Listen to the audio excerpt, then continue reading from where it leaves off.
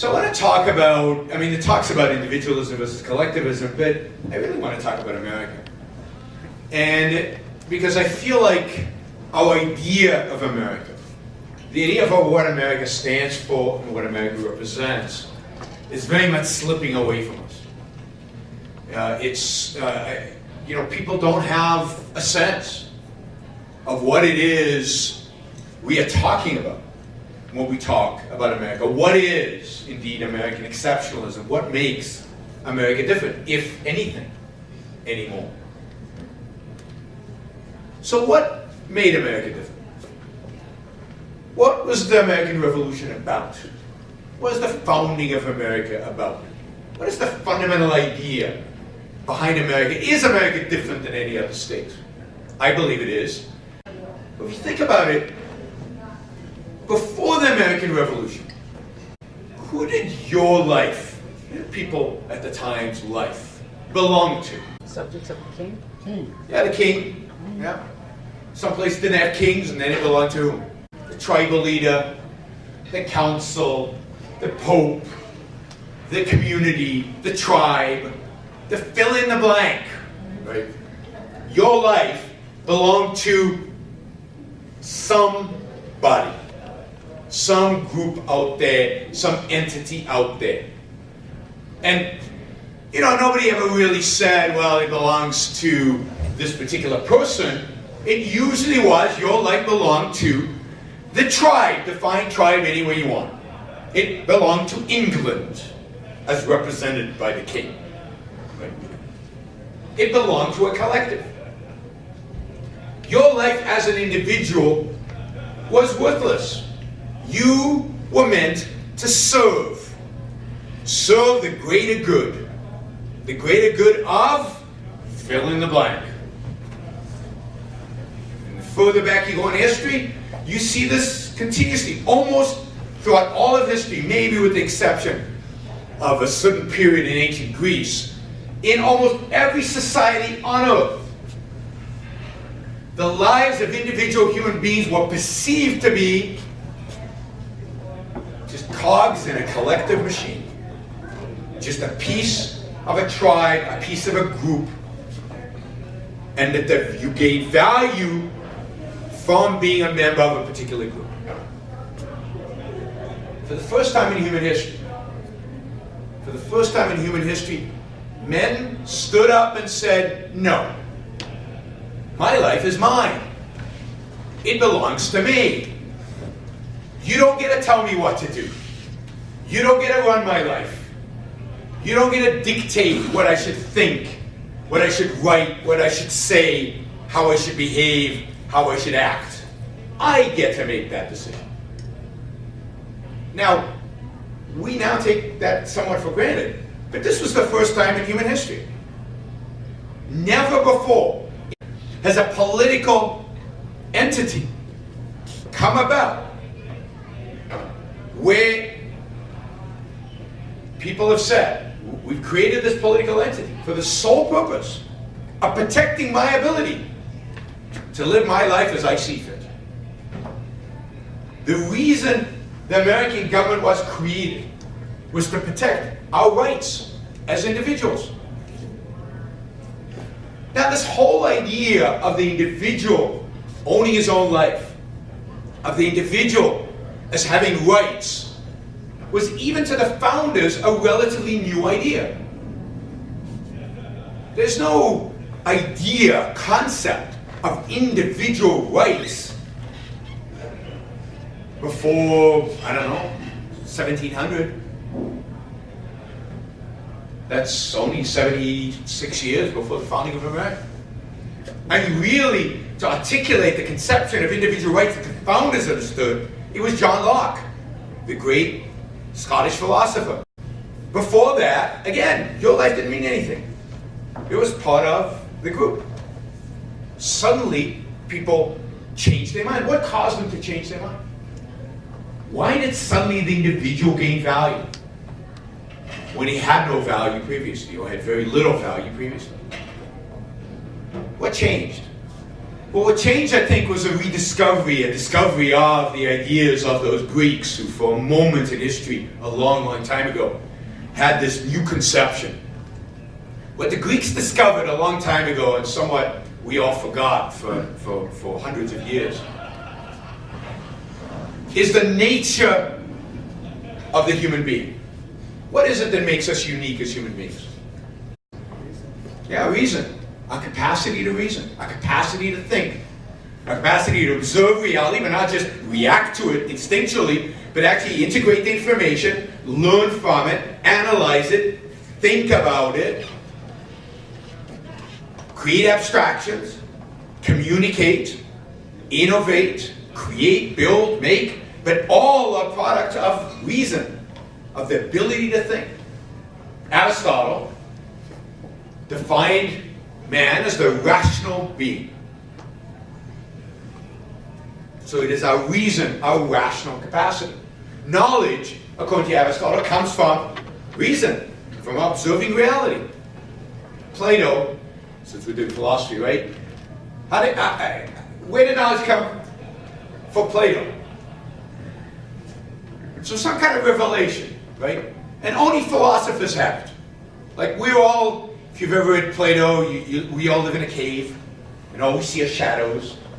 And the philosophers get to go outside the cave and they get to see the sun. And that's real knowledge. And then they can come back into the cave and teach us about the real knowledge.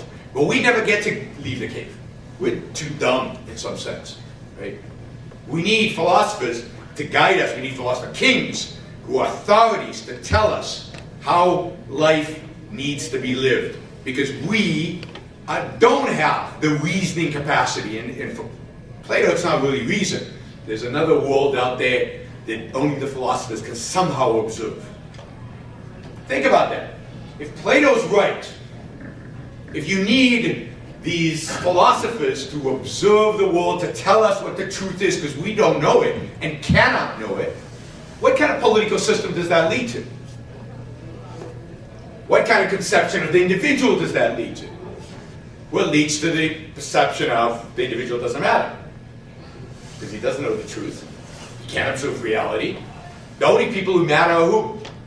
Who are the only people who matter? The philosophers. And in the Republic, the philosopher kings, in Plato's Republic, the philosopher kings run our lives. They determine who we marry, what profession we have. Everything is dictated from the top. Aristotle comes around and says, oh, wait a minute, that's just not true. There is no other dimension. There is no somewhere where there's truth. Truth is right here in front of us.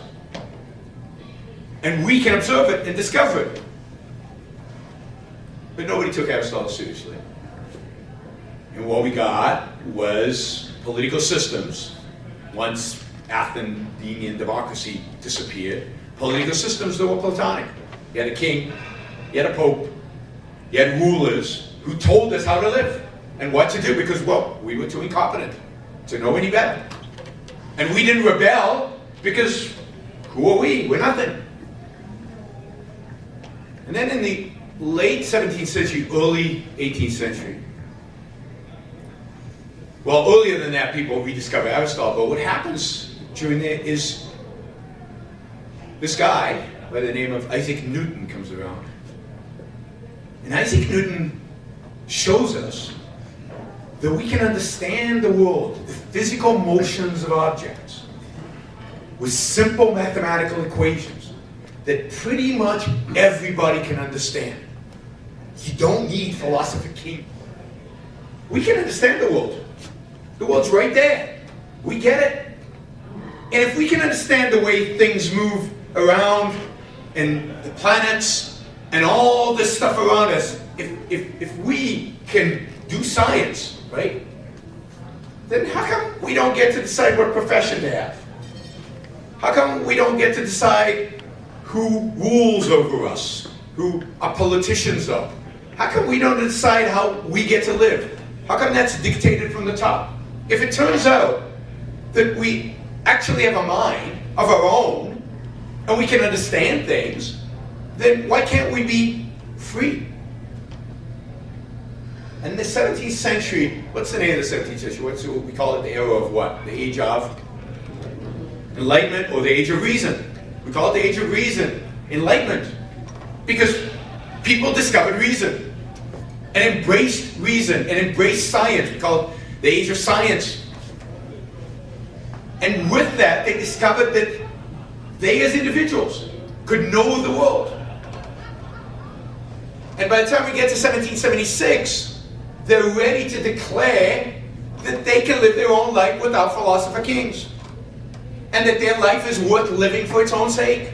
Not for the sake of the group, not for the sake of other people. Because once you realize that you can actually figure stuff out, right, it gives you huge power over your own life. When you think, if you think, I don't know anything, it's all useless, then what do you look for? When we diminish knowledge and we diminish the mind, what do we look for? Where do we get comfort? From other people. Maybe they know something. I don't know anything. I'm just too stupid. So we look for other people to tell us what to do, how to live. So the fundamental idea behind America is the idea that every individual has the capacity to take care of himself. Every individual has the capacity to reason and to think. And as a consequence, every individual must be left free to use that capacity. And that the role of government is not to rule us. It's not to tell us what to do and how to do it, because nobody can tell you how to live. Only you can decide how to live your life. The role of government is to protect us. Because there's always going to be bad people who are going to try to get in our way, steal our stuff, defraud us. There's always going to be a Bernie Madoff in the group, right? And instead of us running around with guns on our hips to protect ourselves, it's much more efficient to have the police do it. And we want clear definition of property rights, and we need a government to do those things, a few things. Those few things that protect us and make it possible for us to do what? To be free, to think for ourselves, to produce, to create, to build. That's what America was, that's the principle in which America was founded. It's the principle of individualism, the primacy of the individual, the sanctity of the individual, and the individual's mind, because it rests on the idea of reason, the fundamental idea that we all have this capacity. And amazing things happened once America was founded. I mean, it's truly stunning. Unfortunately, nobody teaches this history anyway in our schools, but it's truly stunning what happened. Not just in America, but across the world, because everybody emulated us, or a lot of people emulated us and learned from us. What happens when you free people up? What happens when you free the human mind? What happens when people start taking their own life seriously and don't perceive themselves just as a piece in a swarm, in a collective, but actually as individuals? Massive amounts of wealth get created. People produce, people create, people build. So if you look at a graph, there's a famous graph of wealth per capita or income per capita.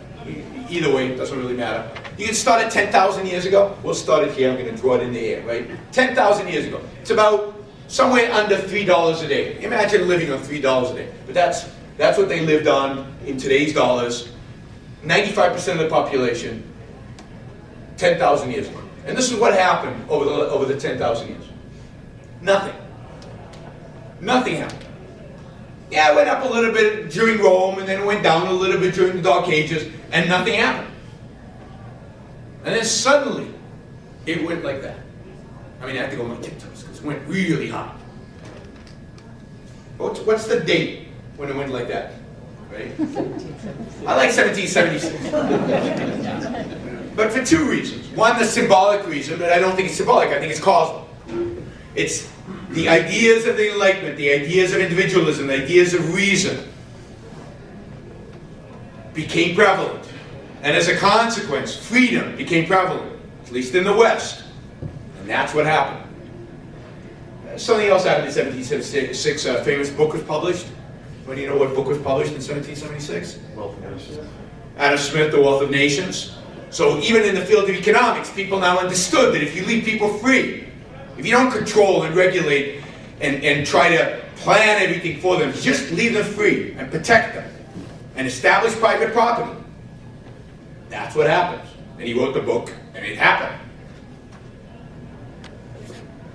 And yeah, it took, I don't know, it took Asia another 200 years to figure that out. But they're starting to figure it out. They haven't quite got it completely yet. And they benefit from the fact that we've created a lot of wealth and capital since then. And if you look at that inflection point, when did that happen? In Asia. Not that long ago. Right? That's somewhere around, depends on the country. China, 1979.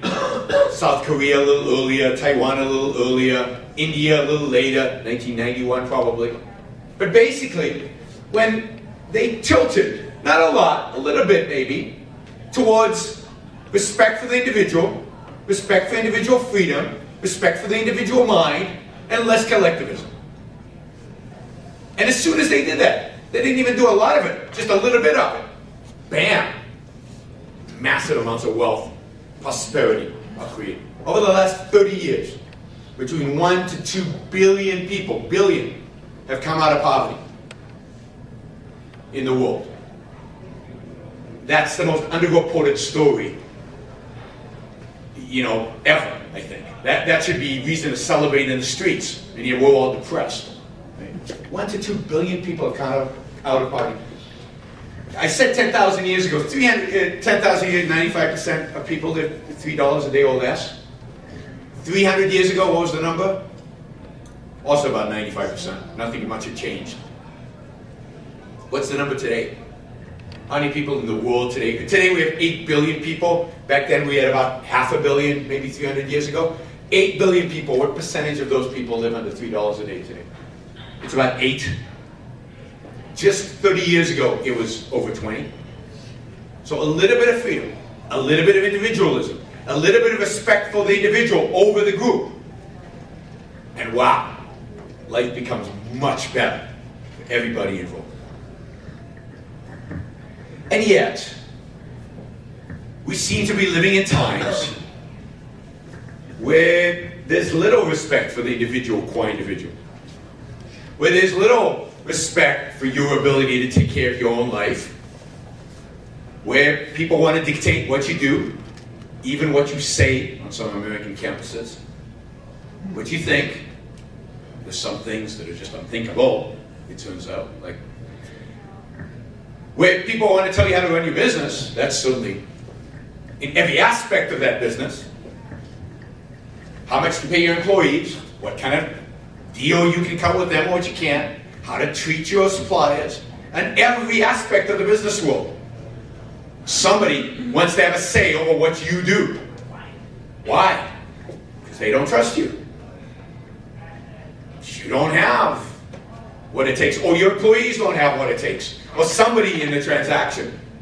What we've lost over 200 years is any respect for the individuals and an individual's mind. Indeed, philosophers today, there's no philosophers defending reason in American universities today. Reason is being denigrated in our society. Kids today, I don't know, when I go to colleges, when I go to universities, what kids are really good at is feeling. They're really good at emotions. At the top schools, at the Ivy League schools today, you can't say something that people find offensive. Well, how do you learn anything if you can't offend somebody? You know what? We have the First Amendment, so we can speak niceties to one another, right? You don't need to protect niceties, right? What was the Declaration of Independence if not an offensive document? They wrote it to offend the King of England. I mean, read it.